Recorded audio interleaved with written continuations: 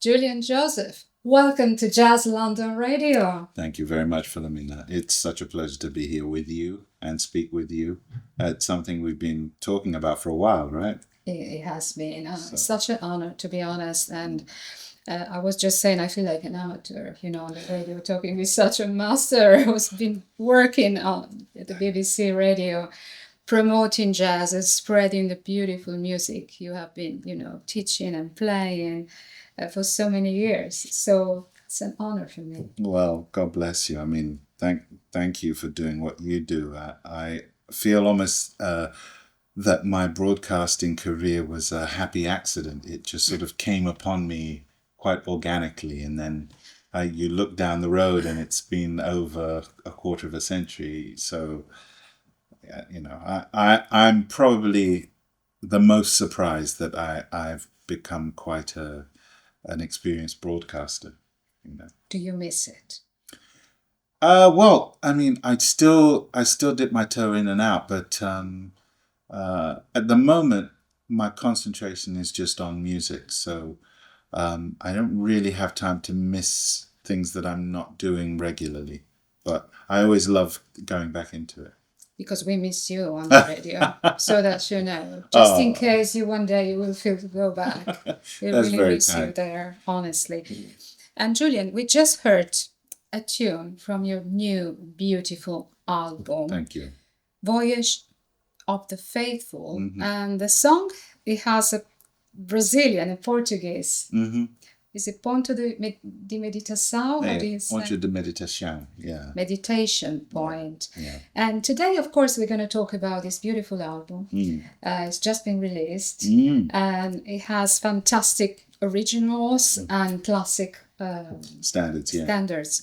Would you like to talk to us about the album, maybe starting from Ponto de Meditação, this meditation point? Yeah, well, Ponto de Meditação comes from a set of pieces that I actually wrote for my mum commemorating her passing in 2011. So about 5 or 6 years after that, I just wanted to commemorate my mother's life in music. And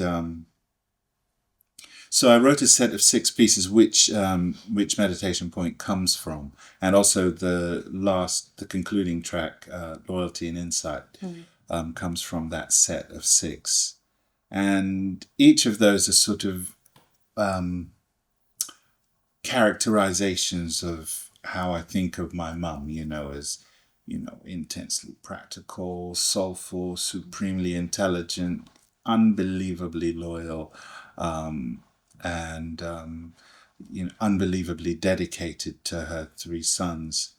And she's incredibly inspiring to me because, on so many levels, the way I process information and think about things comes from a worldview that was given to me by my mum, and then obviously developed through my life and my own experiences. So I'm really proud of the kind of filter and processing abilities that my mum guided me into. So that's where those pieces come from. And then this particular tune features the trio, of course, with Mark and Mark. So Mark Hodgson on bass and Mark Mundesi on the drums. But also a wonderful singer called Ken Pappenfuss.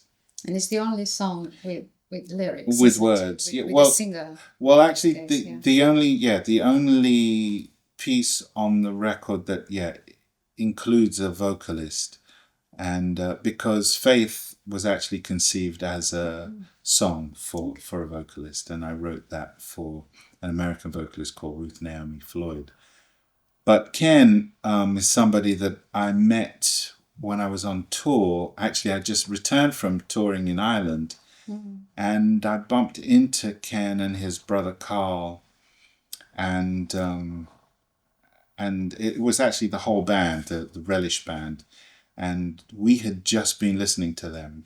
And so it was some kind of serendipitous moment that made us all bump into each other, because they were sort of looking at me saying, are you Julian Joseph? And I was like, you're the Relish guys, aren't you? And he's like, yeah. So after that, we just became firm friends, and I recorded on their second record, and I invited Ken to play Tristan in my opera of Tristan and Isolde.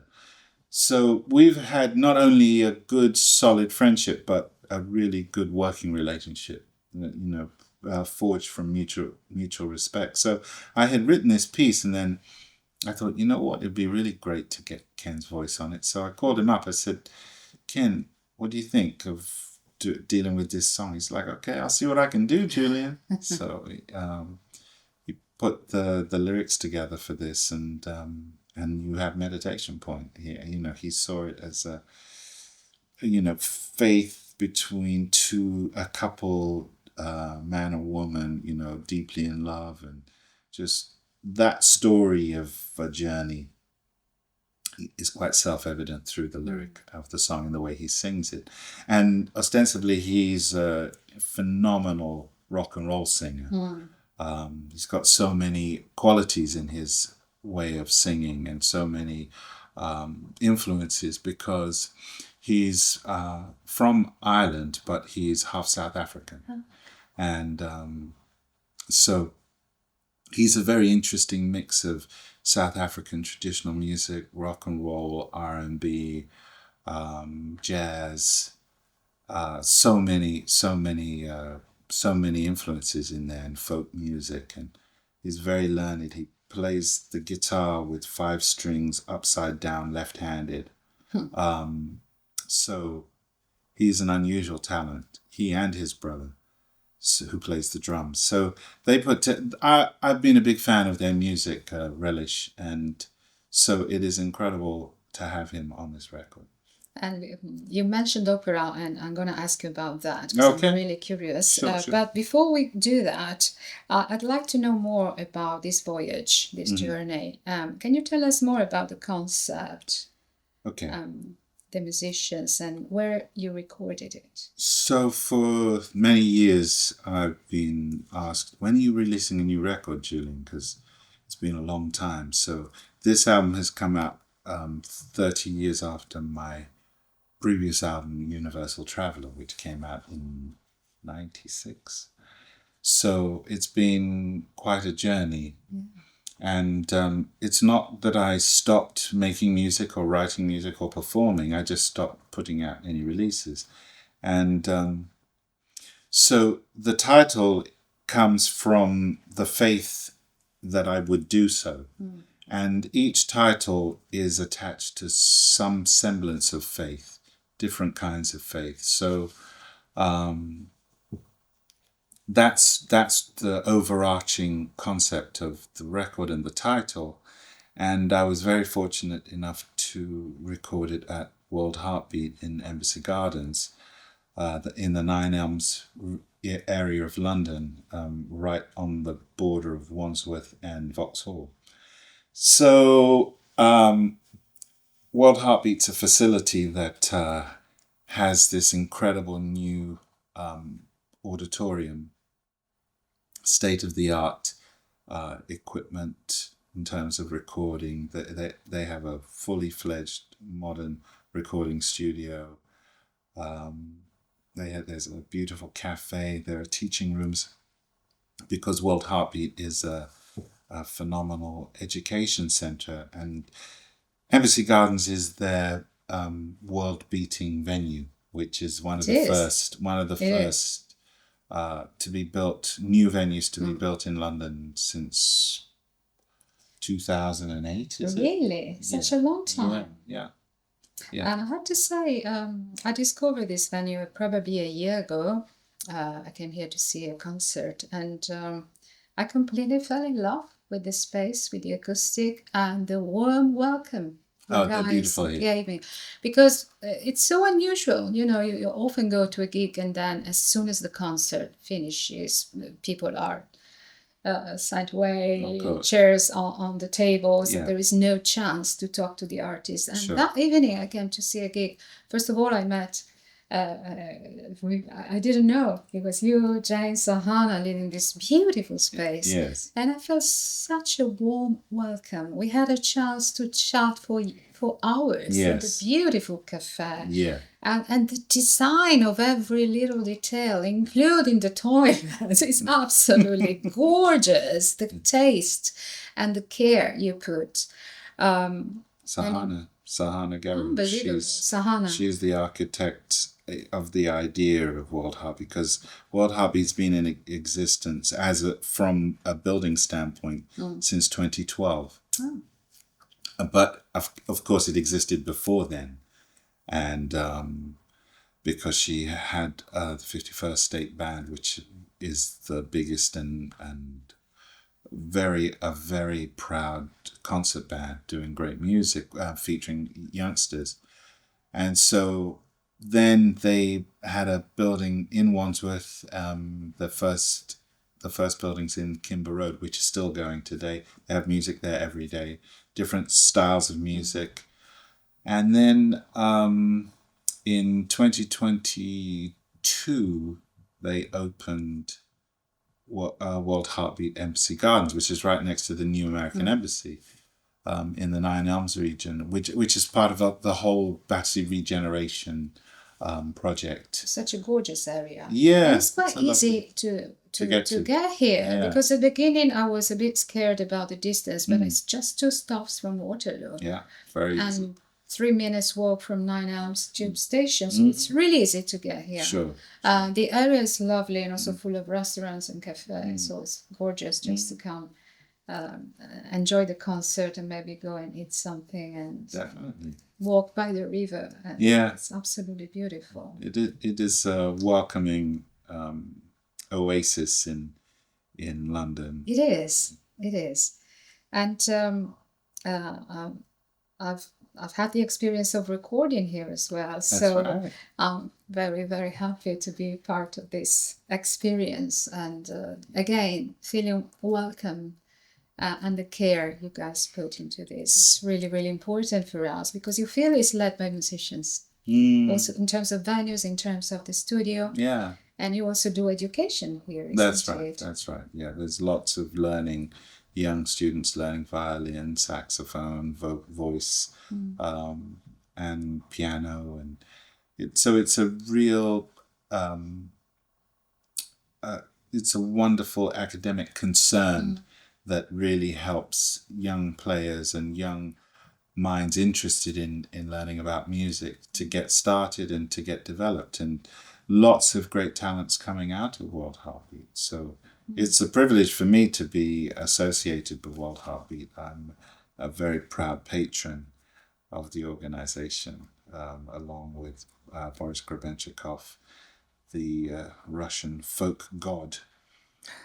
So yeah, it's a really wonderful place that welcomes talent from everywhere. You know, they do Indian classical music, folk in Eastern European folk music. They do Celtic folk music, and they do jazz, classical, and their contemporary bands as well, doing current popular music and popular music throughout the history of popular music. So it's a really, really fantastic and unique place. It really is.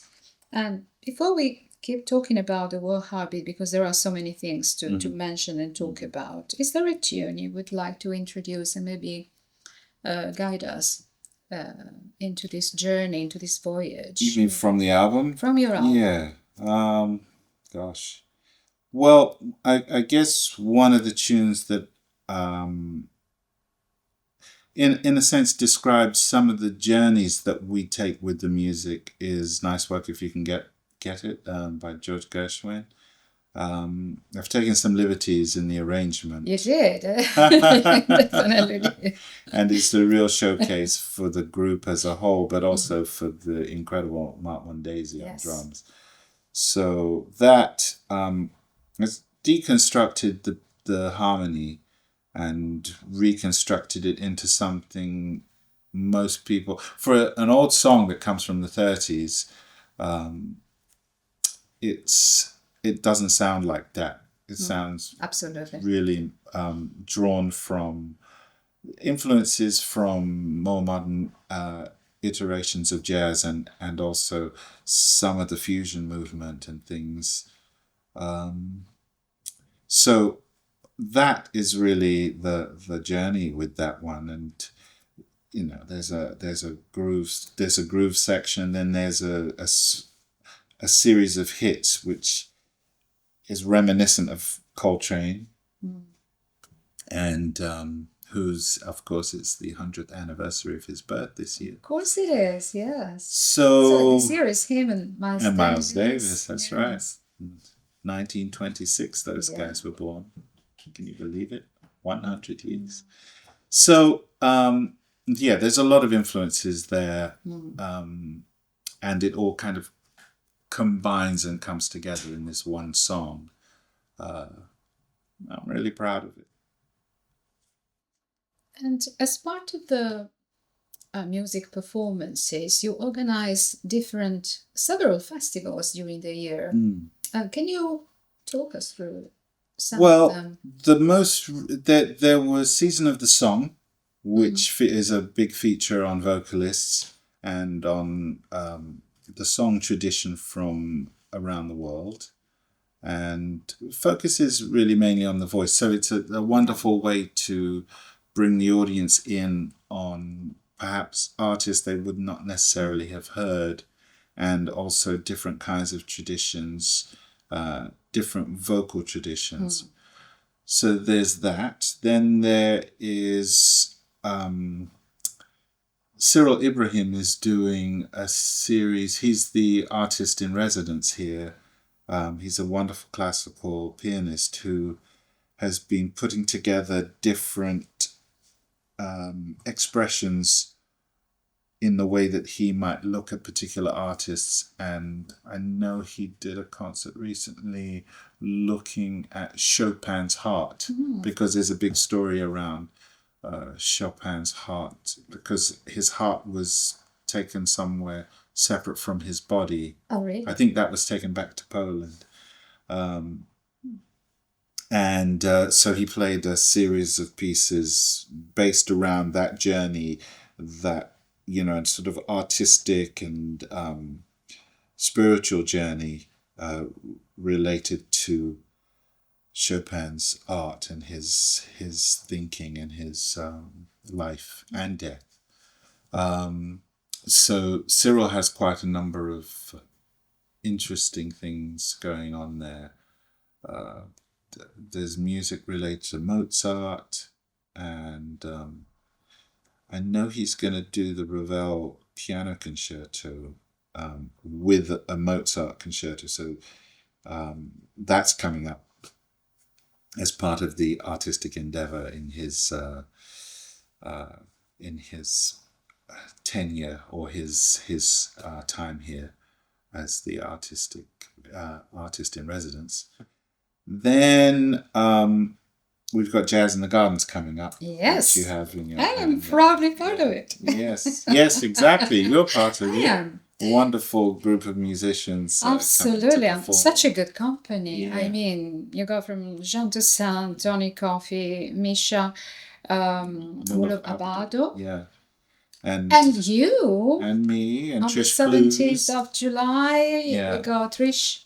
Trish Blues, yeah. On May the 1st. May the 1st, yes. And 15th of May, the double bill. That's right, with Namdi Nachikol and Emil Hinton. Exactly. And then also you got Cisse. Sam Cisse is coming with his quartet to play here on the 22nd. 22nd. That's right. Yeah. So it's a real bevy of wonderful artists coming. And it's every Friday. Yeah. Yes, I'll be here on May the 29th with my fabulous band, with Steve Lauder, Rod Youngs, Charlie Pine. Wonderful. And the beautiful thing is that we're going to be performing in the same room where we recorded our album. So it's going to be a preview. We still don't have the album, so it's not a launch yet. Okay. But it's a wonderful preview Yeah. in this incredible venue where we are talking right now, actually. And it's been a pleasure to work with Robbie Nelson, with Lucas, and the beautiful team you got here. They've been fantastic. They really took good care of us. Good. Yeah, we ended up having then a beer nearby in a beautiful restaurant nearby. It's been a beautiful day, hard work, but really a pleasure. And you get a lot done. Yeah. Yeah. Yeah, we did. And I really recommend it also for people listening in other places. I've had some Italian musicians came to visit the venue and they fell in love. Oh. I came with a friend, she's a string player, a violin player, and she said, "Oh, I would love to record here." So if people who want to record, what do they need to do? Can they go to your website and get in touch? Well, they can come to my website, but you just come straight to the World Heartbeat website, and you'll see there's a section for the studio. And in fact, the studio has a dedicated website. So World Heartbeat Recording Studio, and just get in touch. You'll get through to any of the guys on the team, and they will very happily and gladly find a time and book whomever's interested to come and record here, as you and I have. Yes, absolutely, absolutely. And let's go back to the jazz in the gardens, because people think it's in the garden, but actually it's going to be in this beautiful room, isn't it? Yes, that's right. And it's gardens because of the Embassy Gardens, the area where we are, which is a beautiful, beautiful new area in London. And you're going to be performing on July the 17th. That's right. Because the two of us have a birthday coming quite soon. That's right. It's the month of May. Yes, absolutely. So Julian is the 11th of May. Yes. Say it. I'm the 10th of May. 10th, yeah. Proud Taurus. Proud Taurians. Stubborn. That's what I hear. Yeah, we have lots of good qualities. Very good qualities. Furiously loyal. Yes. Peaceful. Peacemakers. Peacemakers, yeah. Kind. Of course, creative. The two of us can say. Love luxury. Yeah, we like good food and luxury. I'm telling you. We can tell. I'm telling you. I do love being a Taurus. Yeah, I mean, it's a special time. It's a special time right now. I do love my birthday, I have to say. And so... You're going to celebrate it for a long time, because it's July, we're still... Yeah, we're still in my birthday season, So, I have a series of concerts celebrating my birthday because it's a big one. I'm turning 60. So that is really surprising because I don't know what 60 is supposed to feel like. Nobody does. No. But I can tell you, when you get here, you're like, oh, it feels like... We feel like 30. Come on. I tell you, I don't feel. Music keep us young. I don't feel like 60 is supposed to sound. So maybe 60 sounds different today to other people. Maybe I don't know. People, but I mean, I don't know. But I'm happy. I feel blessed to reach such a grand age, and I feel blessed to be able to celebrate it in music. And so I'm hoping throughout the year. I certainly have things planned, and I'm just hoping we can fulfill those plans and people come out and see what I'm up to. Absolutely. I'm creating a lot of music and collaborating with lots of great artists and good friends. So the 17th of July is part of that. Because the day before, on the 16th, Ruth Naomi Floyd, who I wrote Faith for, is coming to perform here at World Heartbeat. And so I'll be playing in a group for her the day before my gig on the 17th. So people should come out to that, come and see her. She's an amazing artist. And you also have another series called Piano in the Alps. Well, yeah, that was the most recent festival that happened, which is an international festival of great pianists from the worlds of classical music, jazz, and different genres. So that was a wonderful festival, with beautiful pianists, because at this venue, unusually, it has a 9-foot Steinway grand piano, specially chosen by me and looked after by Steinway. So it's a real asset, and we can show off wonderful pianists and piano music. And I wrote a new set of pieces called the Nine Elms Suite for the area and for World Heartbeat in particular, which featured a string ensemble and the piano. So I performed in that with a string ensemble that featured Chichi Nwanoku, the great bass maestro and founder of the Chineke Orchestra. And yeah, it's very exciting. The series of festivals that go on from World Heartbeat just shows how different a venue it is, how forward thinking they are, how high level musically creative people it encourages. And so as time moves on and things develop, it's really exciting to be part of this journey.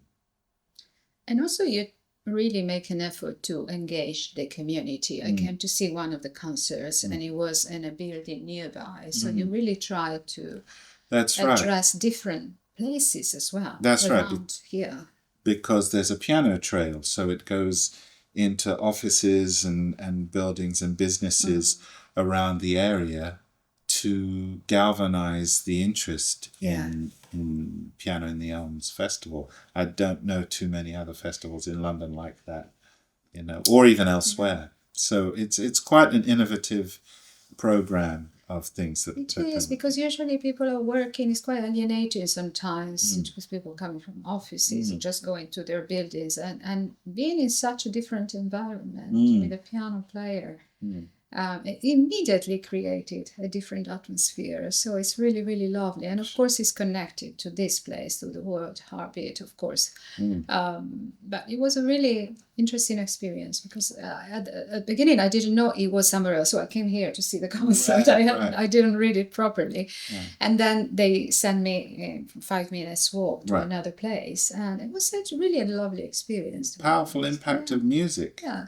I mean, it's so special, isn't it? It is. Such a special thing. And it's easy to take for granted how life-changing and life-altering the presence of music is in our existence as human beings. Often it's treated, music and the arts is treated as if it's sort of ancillary, sometimes surplus to requirements, but actually it's essential, like food. Oh, absolutely.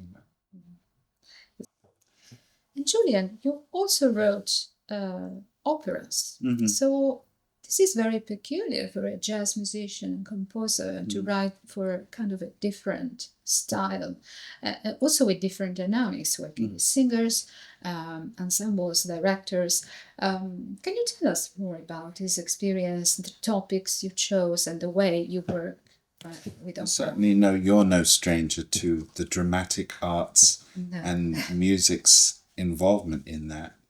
I think it stems from the fact that I compose a lot of music. I'm always writing music, and I have been ever since I was around 9 or 10 years old. So I just found myself thinking, okay, well, because I write such a high volume of music, I need to put it into something bigger. So opera was one of the, I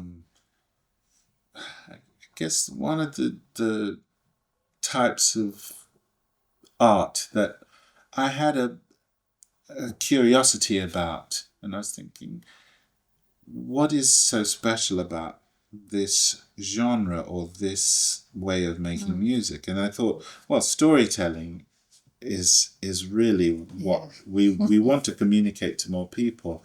So if I can do something that can portray a story, and of course history and inspirational figures are always things that have always sort of come into my purview. And so I was contemplating this, and then I had a conversation with a friend of mine who ran the City of London Festival, and he called me up and he said, "What are you working on at the moment?" I said, "Well, I'm working on an opera." And he says, "Do you have anyone to put it on?" And I said, "No, I just want to write it. I just feel like it's time to go there." And he said, "Well, can I help in any way?" And I was like, "Of course." And that's really what started me on that operatic journey. That was probably at the turn of the 2000s, was it? It was. I probably had the conversation. When did I have the conversation? Probably 2004 or something. I had the conversation. Right. 2005. So 20 years you've been working on this. Well, I had certainly been contemplating it, and I decided to sort of sketch some things. I called my friend and a man I admire greatly, the sort of novelist and thinker and writer and commentator Mike Phillips, and he said, "Dear boy, I have something for you." And so it said, "Have you heard of George Polgreen Bridgetower?" I said, "No." And then George Polgreen Bridgetower, being a virtuoso violinist who worked with Beethoven, who Beethoven wrote the now called Kreutzer Sonata, his last ninth violin sonata. He actually wrote that for Bridgetower. Bridgetower was the first person to play it. A falling out meant that Beethoven retitled it. But this particular talented musician, who was the son of a slave freed slave who was freed from the plantations in Barbados, I believe, and who had a Polish mother. That was something I knew nothing about. So Mike informed me of Bridgetower, and so then we set about putting that subject to music in a dramatic way. And my aim was, and still is, finding ways to use the expressiveness and the variety that we have in jazz to tell dramatic stories. So that's really interesting, because I mean, if you think about jazz and opera, and the freedom in jazz that we have in jazz, and to put that freedom into quite a strong structure of opera, it's quite a difficult link, isn't it? In some ways, I think if you think of opera as this kind of very specific way of using words and drama and song and intention. But I sort of looked at it more like Baroque opera, if you like, in the use of recitative, where you can have, a harmonic sound and you can play around with it. But I think as I developed the music, I realized that you both can have this recitative aspect, but also you could open up the way you express the music like you would as a jazz musician. So the arias, the songs, they have their intent, they have their style, and they have their position in the story to move the story along. Yeah. But I think in terms of how that emotion is conveyed, once the artist, the vocalist, understands what they're singing and is comfortable with it, they can change aspects of it, understanding the way we do things in jazz. So the ideal person to get to play the title role was Cleveland Watkins. Of course, I wanted to get Yeah. there. Of course, Yeah. he's one of the best Yeah. vocalists. In the world, it's my yeah. favorite, to be honest. And Yeah. Also, I'm so lucky because it's one of my best You friends. guys are close, I know. It's like a brother to me. That's right. I mean, there are so many things to say about Cleveland because his generosity and his huge talent. Yeah. And when he told me about the opera, I said, how did you do it? Because it's such a different approach. And I know he's been training. Yeah. Because it's such a different way of singing, Yes. of projecting your voice. So when we are used to work with the mic, we can use very little sounds. And while when you have to project with an orchestra completely, I would freak out, to be honest. So I say, wow. So tell us about how you worked with Cleveland, your approach to writing for that particular voice in a different way that Cleveland uses his voice. I've known Cleveland since I was a teenager. I see. So he's somebody whose talent and artistic brilliance is very, very much known to me and who I've admired for many, many years. And I've always just thought, because he's such a huge personality as well, he's incredibly charismatic. I just thought to myself, we're lucky to have him in creative music because he could quite easily be a Hollywood superstar. Oh, absolutely. You know, and if you're 100%. around him at any prolonged period of time, he could just go into a one-man show. And that could absolutely. That could mean him just telling stories. It could mean him doing a series of David Bowie songs or doing some Louis Armstrong or... And he's been our Thelonious Monk in the production Monk Misterioso. You see? He and Pat Thomas Pat was the hands of the music and Cleveland was the voice of Thelonious Monk. Yeah. And he's a real actor as well. He's amazing. He's a proper performer. Yeah, and we worked with a prodigious director called Helen Eastman, who's an incredible... she was in her mid-20s when she directed Bridge Tower. And I tell you, really brought some incredible aspects to it. But there were bits that were quite challenging, where she challenged Cleveland. And, it was quite fraught emotionally. But he knows how to dig deep and concentrate and just pull out the Oscar-winning performances. Absolutely. So anything he does. Somebody like Cleveland was a pleasure to let my imagination run wild in terms of how I wanted to choose notes that, if there was something that was very sentimental, I could really dive into a certain kind of sentimentality.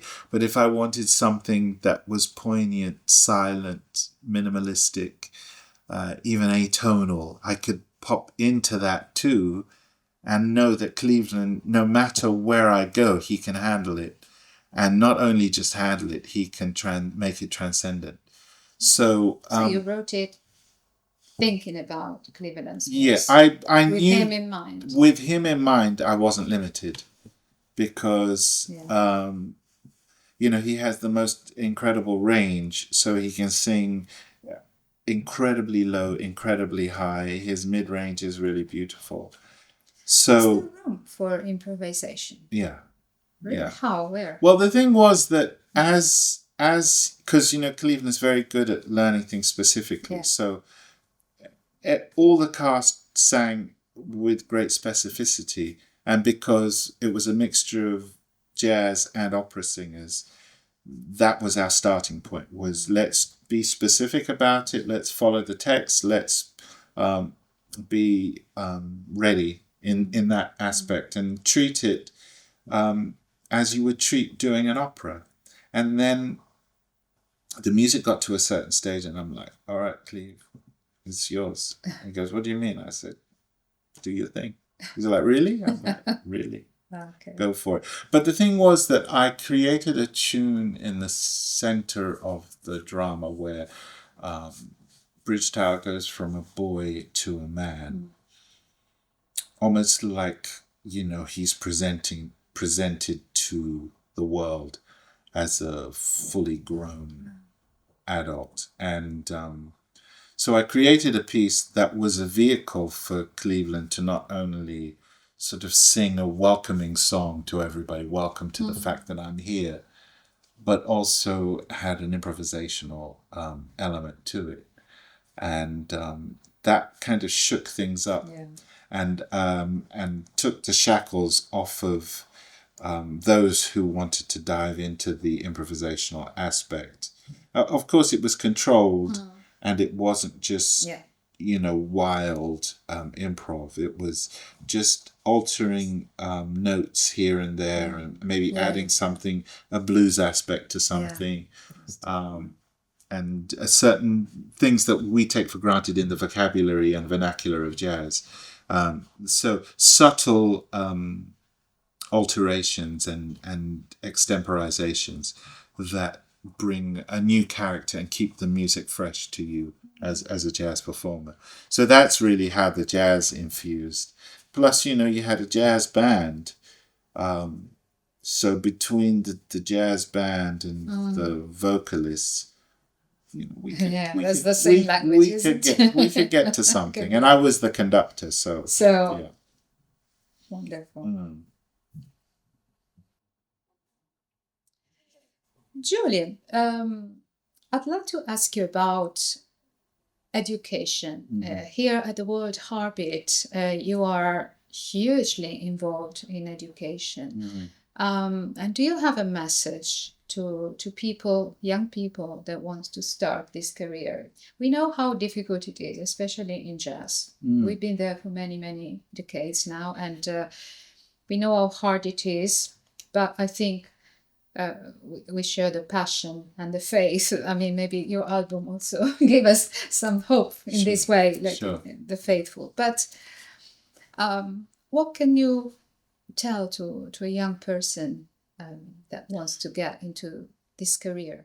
I always find that jazz is the expression of the human being manifested in music, because it's conversational, it's not restricted, even though we know what the subject matter is, and it's malleable, it can change.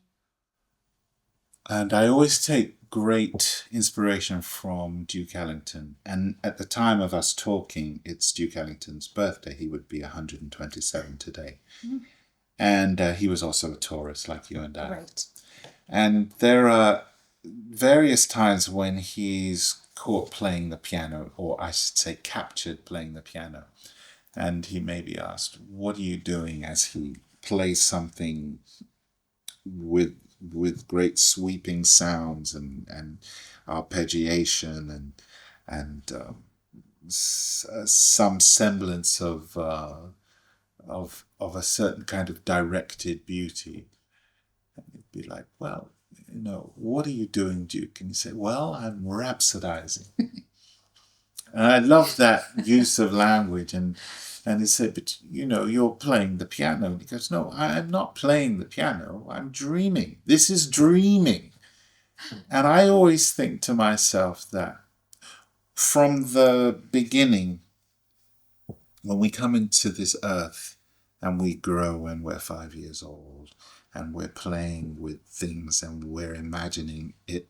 We're imagining what we want. It could be a rocket ship. It could be a supercar. It could be a balloon. It could be anything. We imagine and imprint those things onto the world around us.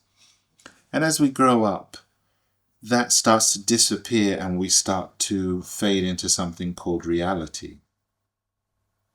But our reality should never be restrictive. And I think the message I always try to convey to young musicians who are dreaming is to never lose the dream and always dream bigger than you can even imagine.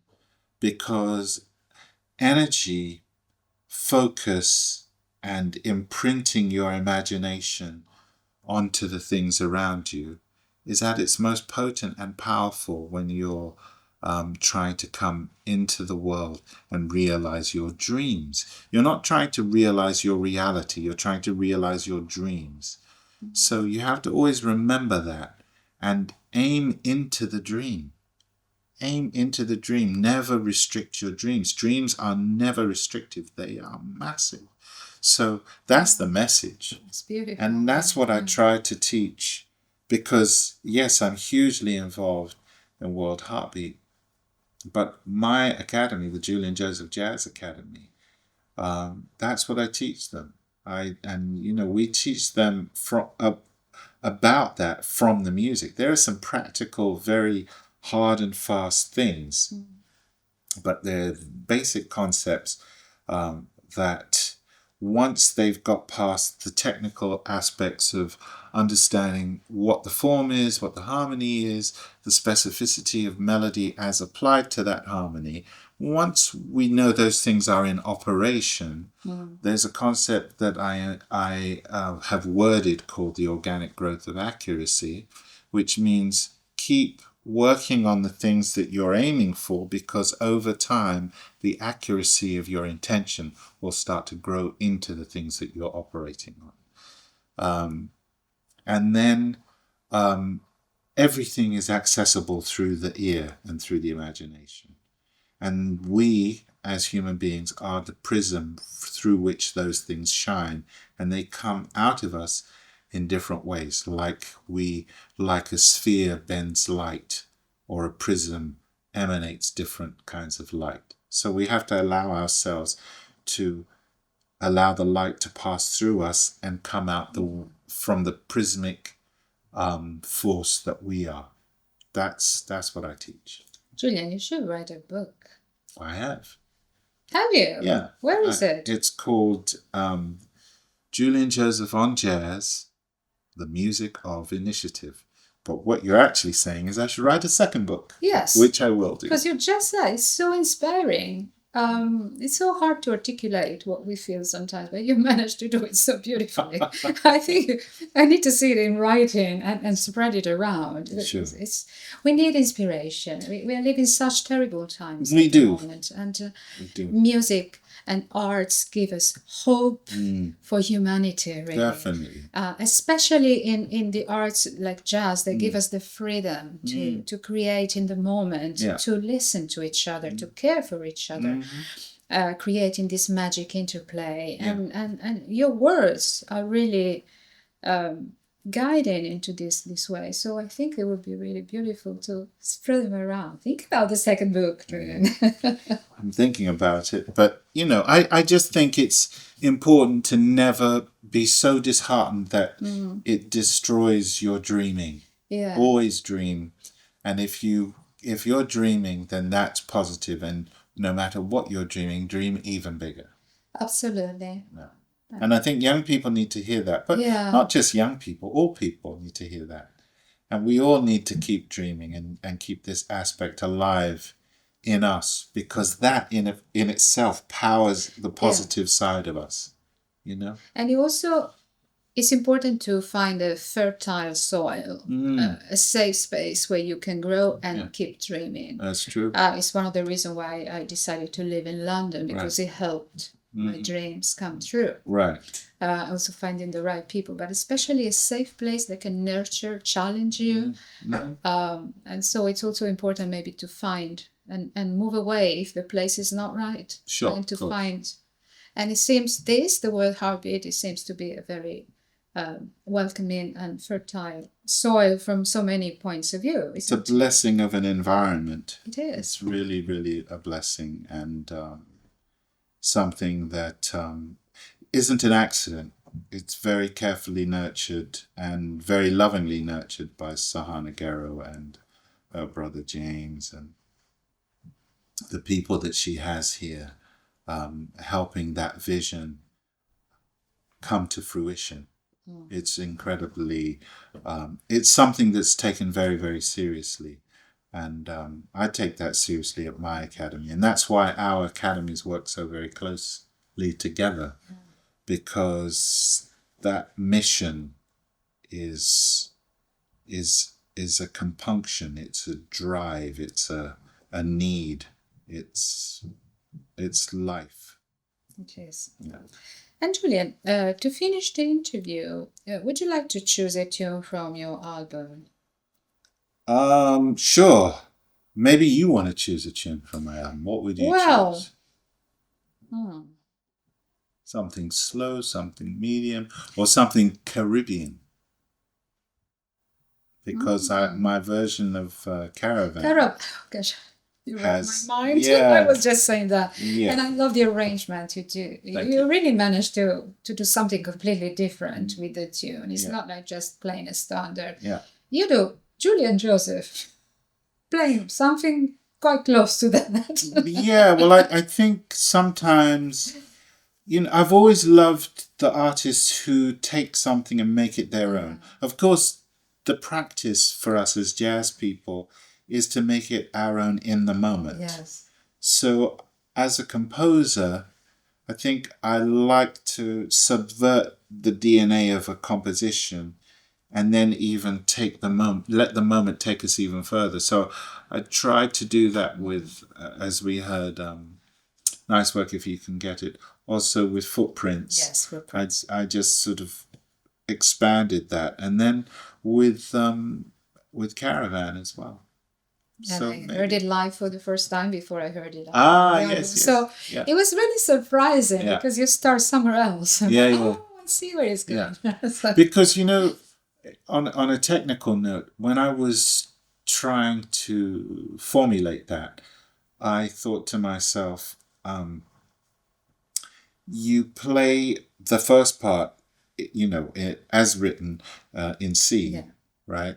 And then it goes into a relief in the F minor. So what I wanted it to do was to set it all up in F so that everything sounds like it's in F. And so then where do you get the release from? So,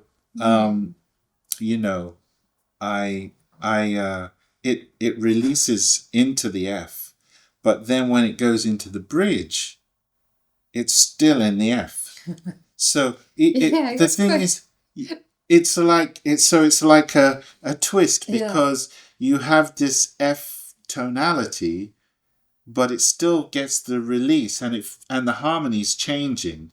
So I changed the harmonies through qualities, not necessarily through pedal points. Oh, I see. That's just for those people inquiring as to why does it sound the way it does. So. Yes, it does. Yeah. So just a final reminder of Jazz in the Gardens, May and July. From May till July. That's right. With fantastic musicians.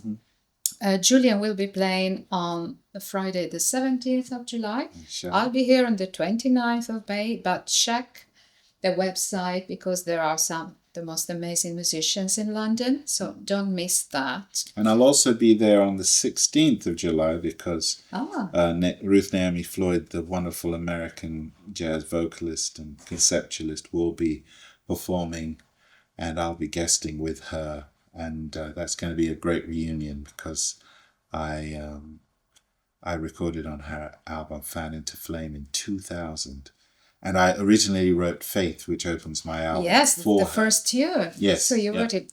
And you're going to record it with her one day, maybe? Maybe. I mean, I recorded it with her on that album. So I love that version. So, but I'd like to do more versions. That would be nice. Yeah. Julian, it's been such a pleasure to have you on Jazz London Radio. Well, the pleasure has been mine, Filomena. Thank you so much. It's been great speaking with you.